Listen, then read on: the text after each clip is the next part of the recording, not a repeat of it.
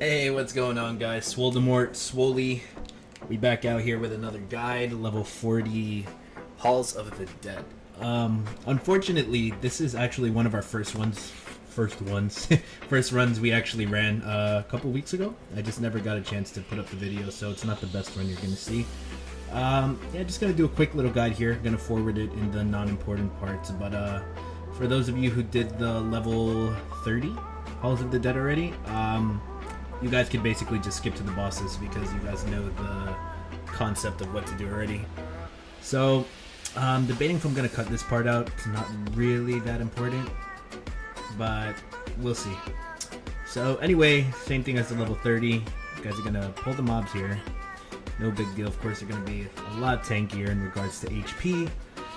But yeah, anyway, a lot of you guys were asking what happened to my Zerk. I retired my Zerk and I went full-time Valor Priest, and I have no regrets whatsoever. For those of you who say Valor Priests have no damage, you're wrong. But yeah, anyway, so one person's gonna go outside. I'm gonna pull these two golems. A lot of people do 1 by 1. You could do 2 by 2 depending on what you have here. As a priest, I really want to shield my wolf mage here because he's just gonna spam Nova right there. And yeah, pretty straightforward. Want to kill these two golems. Nothing too hard at all with these mobs. Just make sure you don't get hit by that, because if you get hit with that without a shield, you will die. You will die instantly. And yeah, that's that. Next, everyone could go in the room right now. This boss, let me see, should I just explain it directly or as... this boss is pretty straightforward. So everyone, basically, I would save your big DPS skills for when he has the shield up.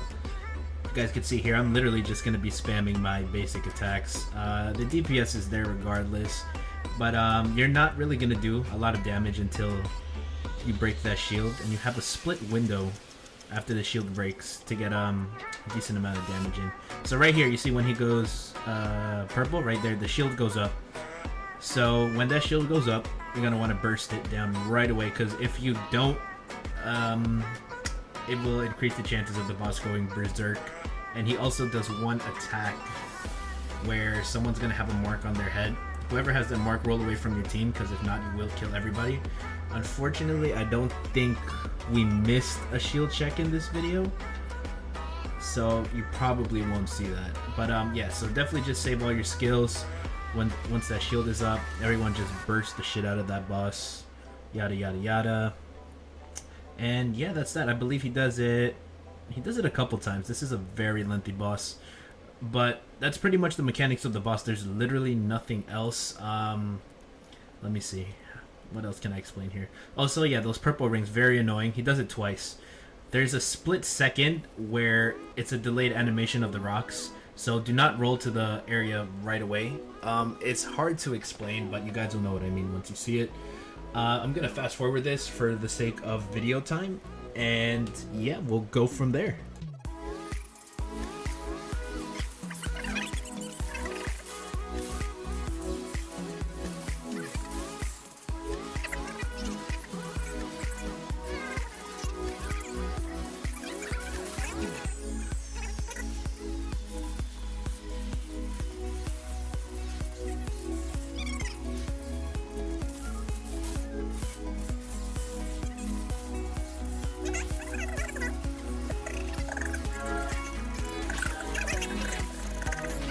Alright, so once that boss is done, pretty lengthy boss right there.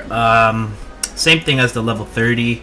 I don't know if you guys wanted me to explain this. This is just for the sake of the people who never did level 30 Halls of the Dead. One person's going to pull the mobs, and you patiently wait for that one person to pull the mobs. Second boss is pretty easy peasy, depending on the DPS you output. Unfortunately for this specific video, I think we did skip a couple of phases. I didn't even know that we skipped phases until I ran this dungeon with other people before. But yeah, I'm gonna fast forward this because I'm pretty sure you guys know how this goes.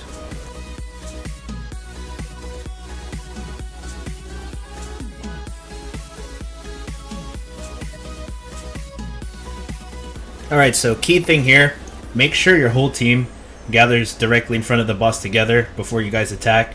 Get that shield up so you guys could output your DPS during this orb phase without being interrupted. Bursting this boss in the beginning is, it's not necessary, but it helps a lot. It helps a lot. As you can see, everyone's bursting there, everyone's shielded up. Unlike level 30, when she does do that little staff thing you see, she actually leaves an orb there. Stay away from those because that is a potential one-shot right there. Same thing with here. Make sure everyone's shielded from that. That's always one shot. It's just a lot of dodging. Once you get the gist of it, it's actually pretty easy. So you just keep bursting the boss, bursting the boss. Yeah, there's a lot of phases I don't think we saw here. I'm not sure if there was an entrapment phase. I'm gonna have to double check. Let me see. Okay, so this part right here, unlike the level 30, one team member is gonna get trapped. Everyone has to get a shield this time. Compared to the level 30, only one person has to get it, but everyone has to grab a shield, and you have to burst the orbs. So one person is going to be trapped, and there's going to be 4 orbs. Make sure you only pop 1 orb, because if you pop more than 1, you will die. You will die. So, yep, same thing here. A lot of dodging. If you have a good priest, the shields should have been up right now. I don't think I shielded anybody there, unfortunately. Same thing here. It's literally the same concept as the level 30. So it's just a lot more. Yeah, I died there. You see, I thought I was doing the level 30 there, and I didn't know that she was gonna pop me right there. It's okay, man. Everyone dies sometimes. Everyone dies sometimes. Shout out to Bienthebeast for that YOLO res right there. Make sure you do not destroy the pillars. Same thing as the level 30. Pillars are very keen in this boss. There is one phase I forgot which phase it was. I'm trying to remember which phase it was. Oh, we killed it already.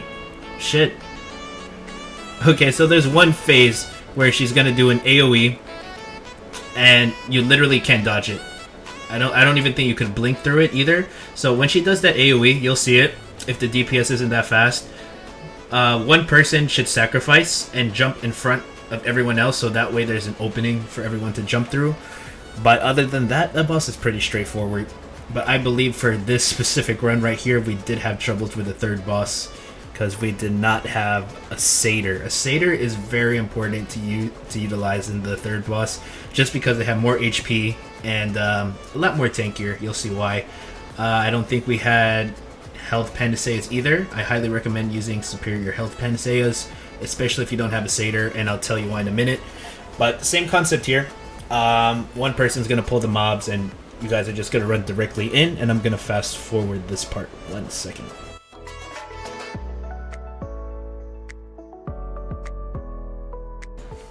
Alright, so this boss, quite similar to level 35. I don't know if I've been saying 30 or 35, but yeah, very similar. It's just the flowers. It's what's gonna be a huge difference. So I think I died here. I don't remember. So one person's gonna get the gaze. Whoever gets the gaze, we usually run to this green door over here. And pretty simple. If you have the gaze, you just want to face the boss away from everybody. Try to keep the boss attacking the wall. That was a pretty fast DPS phase. So right after that, you're gonna want to run here. If you have a priest, make sure the priest casts a shield here so more people could get flowers. Unlike the level 30, 35, the flowers do a shitload of damage. So you want to try to get as many as you can. I try to double cast shield for those around me just so people can get more flowers. It's a very useful tactic. Make sure you pot up. So this is the reason why I recommend people using superior panacea of, I think it's wellness for health. But yeah, so after that phase, you see we only have one. We did fairly well that first time, but it went to shit the second and third time, I'm pretty sure, in this specific run. So same thing here. One person's gonna get the gaze. Person with the gaze is gonna run to the door right here. Quite simple. Same thing. Yeah, we only had one flower here. That was smooth, but I know for a fact this was a really bad run. This was a really bad run towards the end.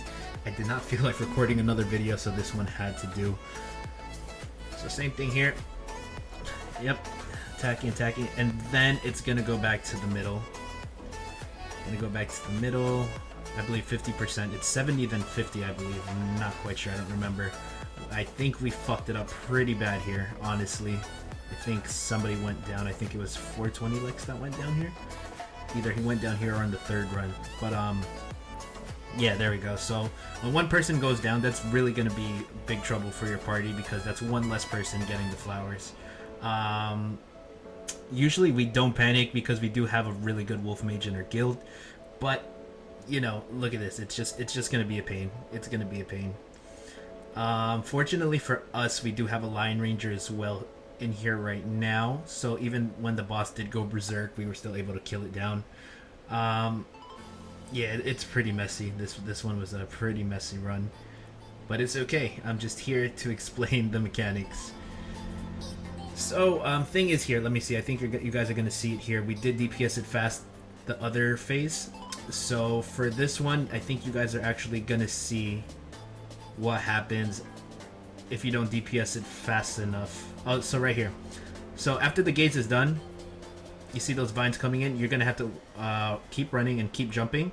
So that happens for two reasons. Either someone dies while they have the gaze, or you didn't DPS it fast enough for it to go back in the middle. So yeah, you never want to stand still here. Don't even try to DPS here. Don't even try to cast a shield. Yeah, so right there. Usually when me and the guildies are running it, we just call jump. So that way everyone starts jumping. You can walk, but we just call jump. And then after that, yep, she does deadly petals fill in the air. So this is kind of tricky because when one person gets the gaze, they might think it's the gaze where you have to run to the wall. But the second gaze before the boss goes in the middle is when she calls the deadly petals. There's a key to that. You could actually hide behind the mobs and you won't get hit, but it's not that hard to dodge. Just don't stay too close to the boss. But yeah, this was a pretty messy run. Pretty messy run. Hopefully though, I am able to explain the mechanics. So yeah, so there we go again. I think... Who has the gaze? Okay. So 420 Lex messed up there. You see how the boss hit the vines out to the team? You really want to prevent that. I mean, it happens. You really want to make it focus on the wall. That's the key part. Alright, so after the gaze, there we go. When she hits the floor, it's a jumping phase. Jumping phase, jumping phase. Also, during this phase, if you have a pink mark on top of your head, try to stay away from your teammates because those vines actually stay there and can trap your teammates and cause a shitload of damage. Because I did another reason why I wanted to post this video up and not record another one. A lot of people who are posting guides are posting like perfect runs. You know what I'm saying? So you can't really see a lot of the phases, especially if it's like really good runs. You know, I mean, I'm not bashing anybody. Of course, I want to post a great ass run too. But for the people who never ran this before, I feel like this video was necessary to show a lot of what can happen. All the details, you know. So same thing here. Boss went to the middle, trying to pop as many as I can. I did not cast a double shield here. I casted a shield on myself. But yeah, if you guys have a satyr, oh man, it's good. You're gonna see a huge difference in regards to the flowers. Yeah, this is bad. This was a really, really bad run. Also, you see that pink mark? Yeah, never stay close to your teammates if you have that pink mark.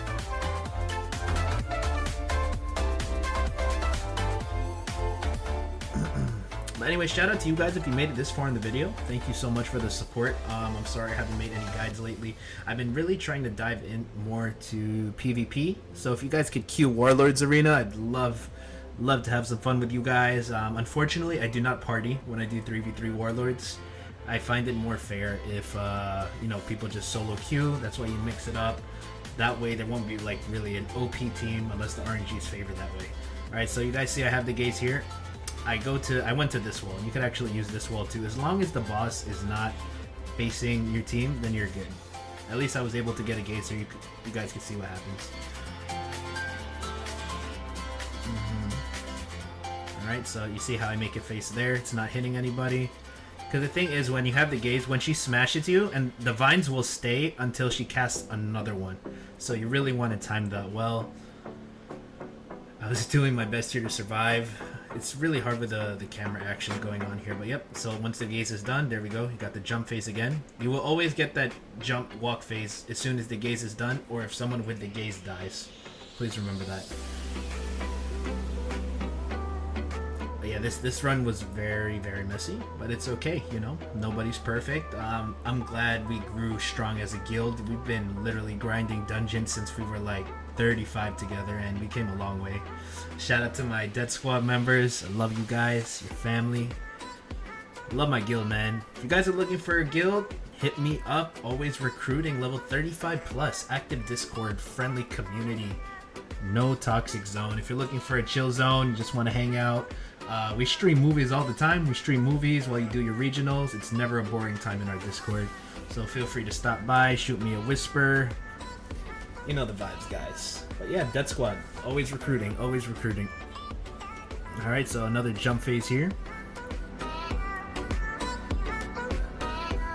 As you guys can see, the boss did go berserk though, which is okay. If you have a Lion Ranger that's at least like 17 plus with threat, I think even, yeah, 17 should be like the sweet spot for a Lion. 17 threat with Lion. Because that way when someone marks, you're still able to do DPS when the boss hits the 10 stacks. Because once the boss hits the 10 berserk stacks and you have no Lion, you guys might as well reset. So yeah, shout out to Mr. IcezCoffee, our Lion Man in DeathSquad, for always holding it down when we need him the most. But yeah, that's pretty much it, guys. If you guys have any questions in regards to the boss or the bosses, let me know. I'm gonna cut this video so that way we waste no time. But thanks for watching, guys. It is a clear. You guys are gonna see it. I'm gonna fast forward it. Anyway, thanks for the support, guys. Thanks for watching. Please make sure to hit that like button, hit that subscribe button if you want to see more content. And if there's any dungeons you guys want to see me do, please let me know. I don't know why I said it like that. But anyway, Swoly, we out here. You know the vibes. I will talk to you guys later.